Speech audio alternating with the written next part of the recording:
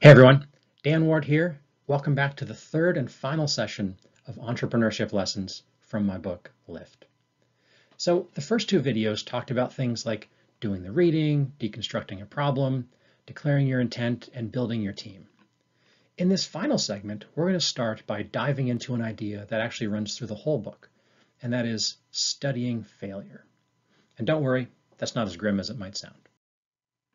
Okay, step one in studying failure is to make a list.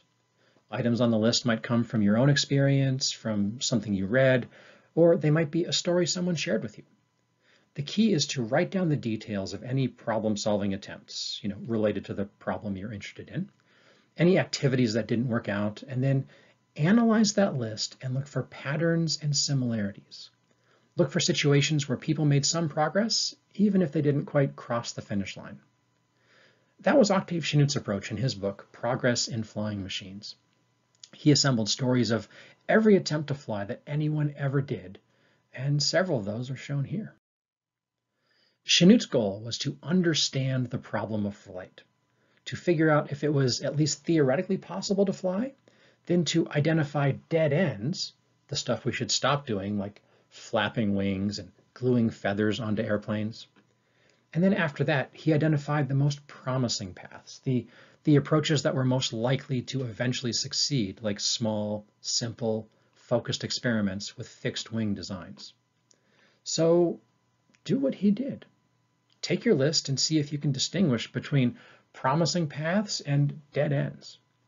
Ask yourself the question, are some experiments getting closer and making good progress, while others are bad ideas that we can abandon? Now, one thing I've learned from studying failure is that failure is almost never the whole story or the end of the story. It's always part of the story. And there's always some spark, some insight, some lesson we can learn from studying failure. That's why I said that studying failure isn't as grim as it might sound. See, when we study failure, we often uncover the path to success. Okay, so let's talk about money. In the first video, I mentioned that one thing that distinguishes professionals from amateurs is that professionals do the reading. Another big difference between professionals and hobbyists is funding. Now, the hot air balloon you see here, its name was Giant. It was launched by a group of aviation enthusiasts in the late 1800s. Their goal was to sell tickets and raise funds to support their heavier-than-air aircraft experiments. Unfortunately, this hot air balloon was huge and expensive, and it basically bankrupted the people who built it. And that was their only source of income. So the message here is don't put all your hopes and dreams into a single basket, no matter how big that balloon is. So don't count on a single funding source. Find a collection of customers, supporters, sponsors, so that when one dries up, you're not left hanging. Okay, where do you start? Make a list of 10 potential funding sources. Then reach out to them. Tell them your story. Okay, at some point between the experimentation we talked in part 2 and the studying failure we talked about here, at some point, you're going to learn something that's worth sharing. So my buddy Lawrence Hargrave here was famous for sharing everything he learned. In fact, he published everything and he patented nothing. He shared all his results, his data, his designs, every bit of it. See, his goal was to help advance the field of aviation, not to get rich. He was trying to equip other investigators, and he wanted to be a supportive contributor to the larger conversation about airplanes. So the question we need to ask ourselves is, what can we share? Do you have data? Do you have designs? Do you have frameworks, experimental results, prototypes? And in case you're concerned about losing control over your own intellectual property, check out the Creative Commons website for some outstanding tools that can help you make your stuff shareable and protected all at once. Okay, our last step here is to tell your story. Become someone else's reading, somebody else's step one. So this isn't just publishing data and designs like we did in the share what you know step. You can think of sharing what you know as sharing your product, your data, your designs, your frameworks. And telling your story is about sharing your process, your methods. This step is about how you do what you do. It's more personal because it's really about you. The innovators I wrote about in Lift all published papers that didn't just describe their experimental results, but talked about their thought process, how they designed their experiments in the first place, and why they did what they did.